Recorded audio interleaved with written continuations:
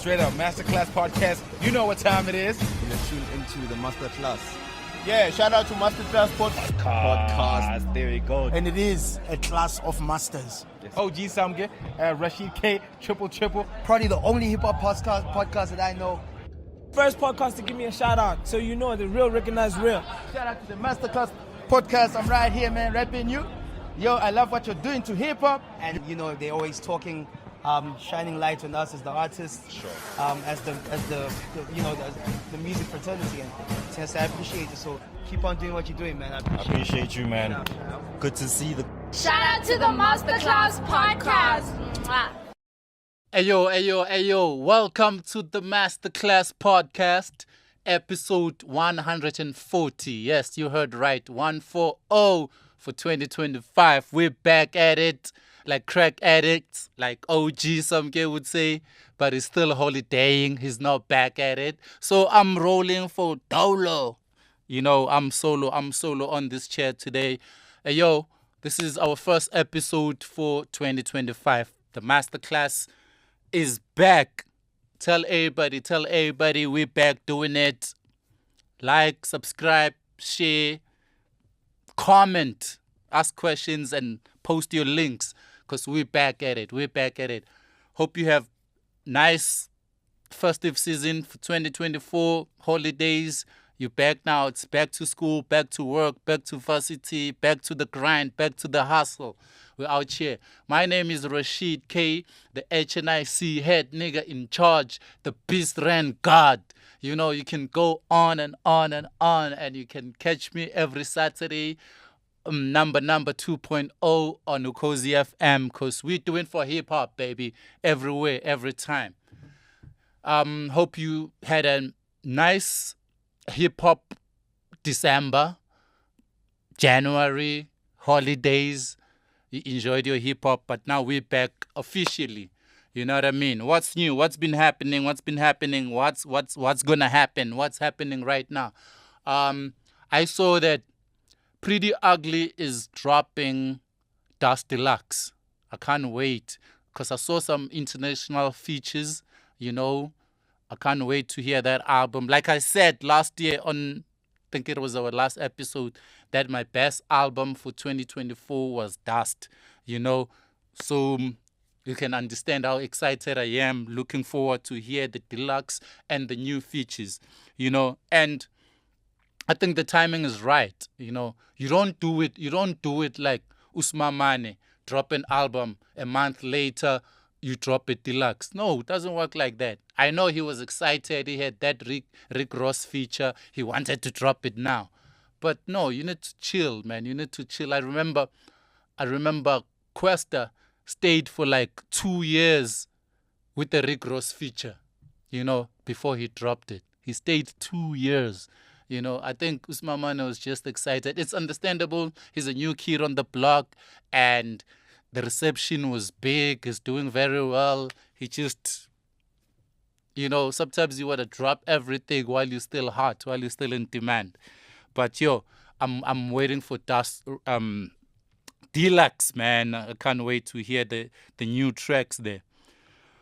Another thing I want to touch on, you know, I saw a lot of from overseas, like American hip hop. There's a lot of beta OGs, man. Like in hip hop, OGs who are mad, angry, and always negative. You know, people like Dame Dash, people like Lord Jamar, people like Big Gibbs from Goody Mob, people like Whack 1000, Whack 100. You know, every time you see a clip of those niggas or a post you already know it's negative, you know, and you know these niggas are old, these niggas are bitter. There's nothing positive they're gonna say about whoever in the game doing well, you know, whether it's Jay-Z, Drake, or Kendrick. They always have something negative to say, you know. I don't know if we have such people here at home in SA hip hop, like OGs, old heads who were bitter, you know. If we do, I know most of it is because they financially they were not successful enough. You know, even though they were famous, they didn't coin it like the new kids. I think that's one of the things that can make them mad, you know, to say, yo, I was doper than this kid. This kid is making more money. You know, but like I'm just saying, they wouldn't say that out loud. But those are some of the things that make them bitter. You know, looking at the game and wishing it was you or wishing it was your time, you know. And a lot of people are stuck in eras, you see, especially old heads. Like they always talk about, hey, back in my day, you know, they are stuck in an era, you know, and they're not even aware that they not part of the culture anymore. They no longer hip hop. You know, they talking about history. When there's a hip hop conversation, they're gonna bring like old stuff. Yeah, emphatic taps was dope. So and so, Ben Sharper was dope. So and so was okay. We know they were dope, but who's dope now? Have you lost touch? You know, so that's the problem we have with a lot of people. And how do you know you're out of touch? You're not part of the culture. Let me tell you. If there are songs that you used to sing from start to finish or rap along, like let's say KRS-One, DMX, you knew all the lyrics. But now there's no artist in the new wave or in the new school that you can rap along to from start to finish. You're gone. You past tense. You're still holding on to that. You know, you think you're still hip hop because you used to listen to KRS-One, Lost Boys, Mobb Deep. Those are the songs you can recite to. But right now, there's no song that you can rap along or sing along from start to finish. You're no longer part of the culture. You were in your days and you're stuck in an era. You know, some people are stuck in the 90s. Some people are stuck in the T.I. era. Some people are stuck in the Lil Wayne era. You know, and they couldn't move on. You know, they couldn't move on. And I don't entirely agree with the fact that the music now is whack. The old school music was dope. That's subjective and debatable, you know, because I know for a fact that a rapper like J. Cole is doper than Tupac. When it comes to the pen game and the flows, J. Cole is doper than Tupac. J. Cole is doper than DMX. So when it comes to flows and pen game, I know you'll argue because you're still stuck there. But if you go bar for bar, you'll know that J. Cole is doper. So there's no such thing that kids today are whack. Or not everyone back in the day was dope. You know, not everyone was dope. That's very debatable. I can bring out names, you know. But the reason I'm making an overseas reference, I don't want it to be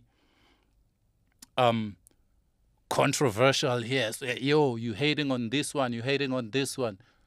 I'm just saying kids are dope. Of course, there are kids that are average. There are kids that sound the same. You know, sound like Future, sound like Drake, but you cannot generalize, you know, because that's a worldwide problem. You know, you have trappers over there who sound the same with the beats, with the flows, you know, but you cannot just pinpoint one thing and say, therefore, this is like that, period, you know. That's my point. Before I come to the topic for today, you know, I have one more last thing to say, you know, in terms of events. It's 2025, right? Let's not do free events. let's stop, especially promoters and organizers. Don't organize an event if you don't have a budget. I'm very big on exploitation, on speaking against exploitation. Don't organize an event and then you start negotiating. No, we don't have a budget. Just come through. We'll give you a bottle or a 6-pack. No, that shit needs to stop. Go out there to the sponsors, to the funders, apply SAMRO funding, SAMPRA, get that money and do like proper events. We can't be still doing that now. That's why other genres are passing us by, because we're still doing this shit like it's a hip-hop session. If you're going to organize event, at least have a minimum budget to cover 1, 2, 3. The other shit you can negotiate. Let's stop organizing events with zero budget. Can't spend my money from home to your gig. That's not paying. I'm losing money by doing that. You know what I mean? So I hope people are listening. It's early in the year. Start sending those proposals, those applications, if you want to do this properly.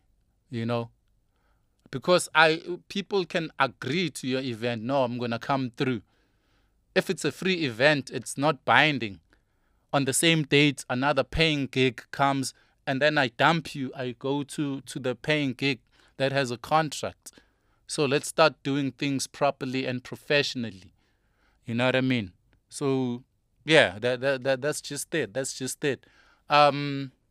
Let's get to today's topic. Ring a bell there, Nkuli.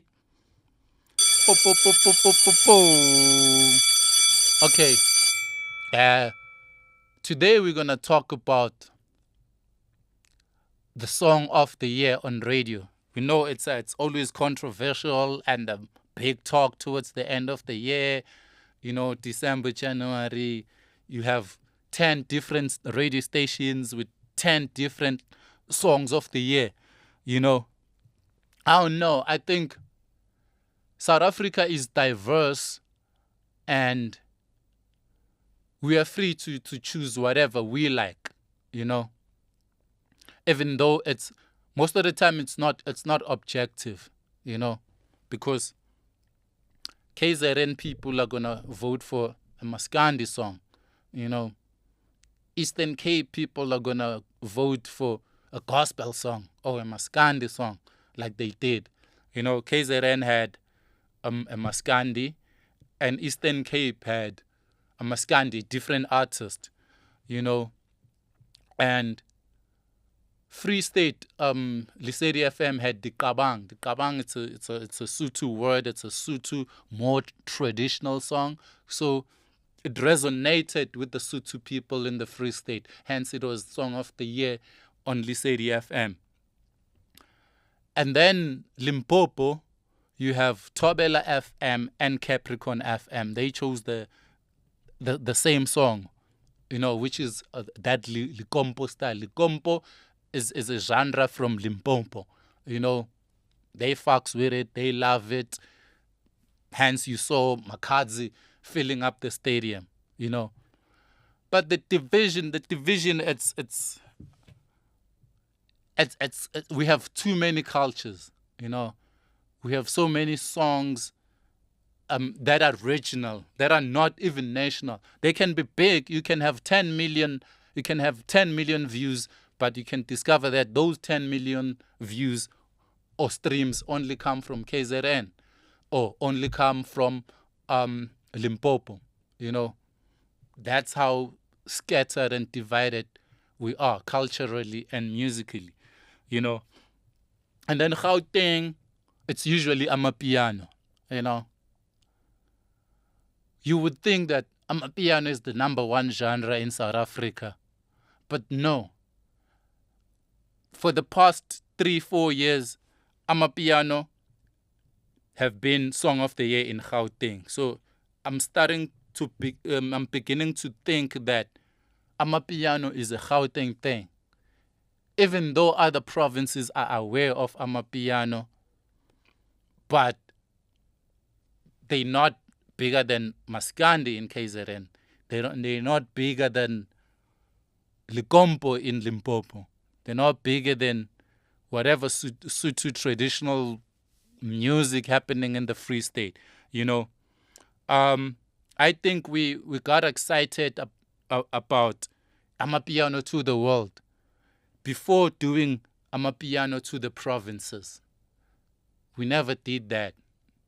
We quickly got the bookings in America and in the UK as Amapiano, and then our focus went. Even the Nigerians jumped on Amapiano, and then our focus was like, yeah, this is the one, international. But at home, it wasn't cemented properly. You know what I mean? Let me tell you why we have many like songs of the year. Back in the day when we had Nkalagata as song of the year all around, you had Brenda Fassie Vulindlela song of the year all around. We had Mafikizolo, Eputing Hamba now song of the year. Let me tell you why was that the case. It happened like that because there was no social media. There was no digital platforms. Radio used to dictate on what's hot. So all of us in the whole country, we would hear the same thing on every radio station. You'd open this station, you hear Nkalagat. Open this station, you hear Nkalagat. The following year, you open here, you hear Mafikizolo. Mafikizolo. Another year, Brenda Fassie, Vulindlela. Every radio station. So it was easy to choose unanimously one song of the year. Now you can't do that. Now you can't do that because people don't rely on radio for music. That's why some songs of the year were not even number 1 or top 10 on Radio Monitor, because they were not on high rotation on radio, but they had like 10 million streams, 10 million views, double platinum, without being on high rotation. So radio is slowly losing that power of dictating on what's hot. People have their own platforms now. They can go on YouTube, they can go on Spotify, they can go on iTunes, wherever. You know what I mean?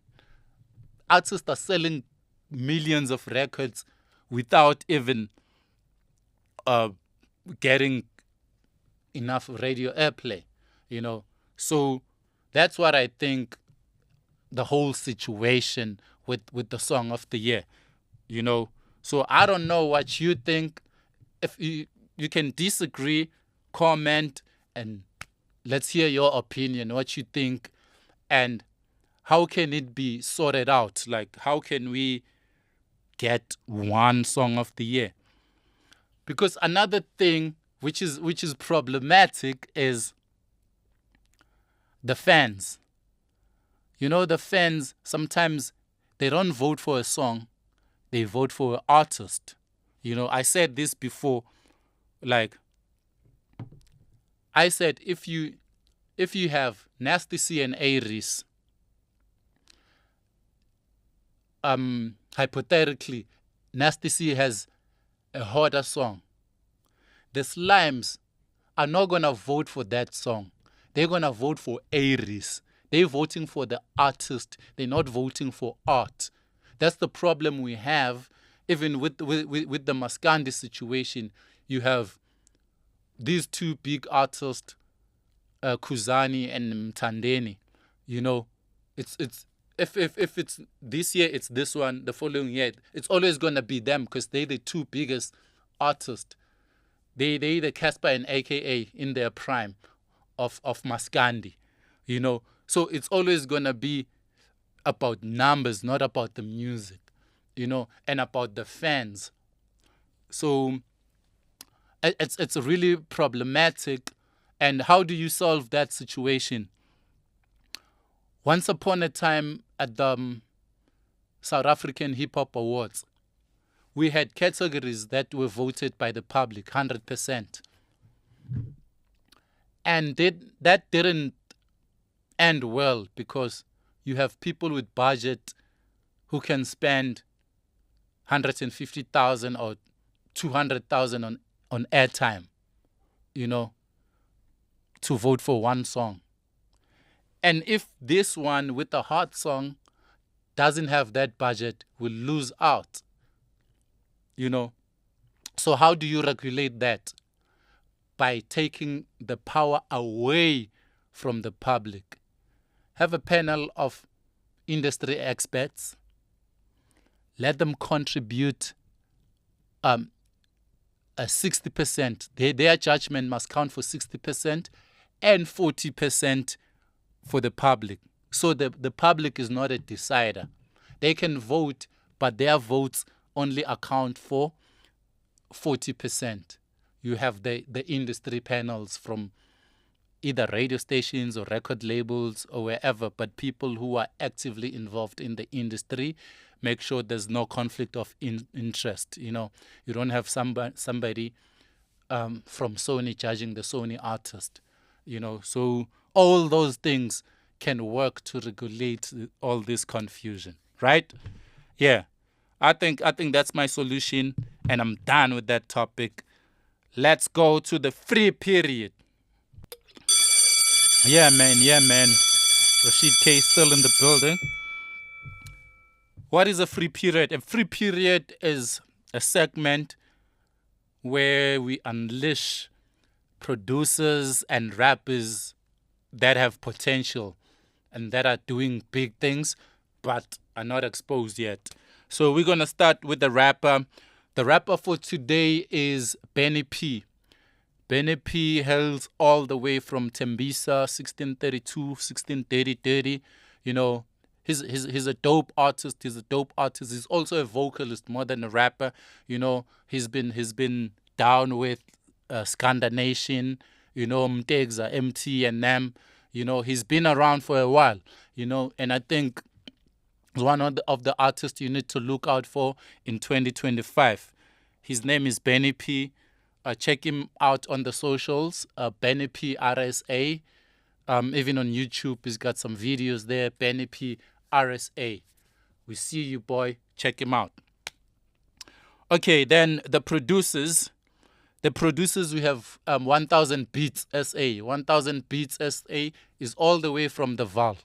He's been making moves, especially in the Val. He's worked with the artists like Just Sam and other Val artists. He's making some serious noise in the Val and slowly penetrating Joburg and the whole of Gauteng. I hope the whole of South Africa gets to see and gets to hear 1000Beats RSA, man, because he's got some dope stuff. Hit him up if you need some dope beats. That commercial stuff, that radio friendly, that sellable product. Hit up 1000Beats RSA all the way from the Val.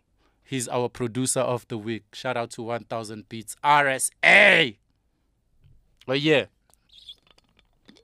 Last segment of the show, where we review albums.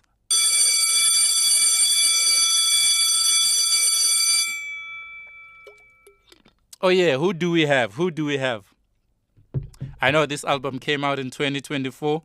We don't have new albums yet, and we didn't review it. So we're going to review it right now. All right. So the album is by Blaklez. It's called Price of Peace. I think he's got his mom on the cover. The album is called Price of Peace. 11 songs. The intro, Distractions. I love this album, man, because it's matured. It's like grown folk music. Even the instrumentation, it's musical. It's the type of album that he can perform at a cozy, intimate venue maybe with the live band or with the DJ, you know, for about 200 people or 500 people. It's laid for people sitting down. It's not that club jumping situation, bouncy music, you know. There are dance songs. I think there's like 2 dance songs, you know, like Guilty Pleasure with J Jody. You know, you can vibe to that, you know. But overall, it's a chilled, mellow album. I like it. He has a track called No Air featuring Touchline. I like how he switches Pitori to English. He does that flawlessly, you know. And he's got that Arrested Development. Check out the music video. The music video is out for Arrested Development. It's quite a dope joint. My favorite joint is Redemption Train, featuring my girl AV Rain Candy. You know, dope track. That's my favorite joint on the album. Not that it features my girl. I know AV Rain Candy is on the remix of my song We Never Die, We Multiply, but she's been doing amazing things, man. And Blaklez held it down there, you know. Number 6, Redemption Train. It's Rashid K's favorite song. I love it. But overall, I love the album, man. I love the album, you know. Black Science, Bravado. You know, it's a beautiful album. It's a beautiful album. And I don't expect kids to understand it from the first listen, you know. But it's a beautiful album. It's timeless music. They can catch on it 2 years later. But I'm giving it a solid 8 out of 10 with the ratings. Shout out to Blaklez, you know, the rap, Steve Biko, PTA 012 Pitori Mahlanyeng. My name is Rashid K. This is the Masterclass Podcast episode 140, and I'm out. Yo, I love what you're doing to hip hop, and you know they're always talking, shining light on us as the artists, Sure. as the you know the music fraternity, and since I appreciate it, so keep on doing what you're doing, man. I Appreciate you, man. Good to see the Shout out to the Masterclass Podcast. Mwah.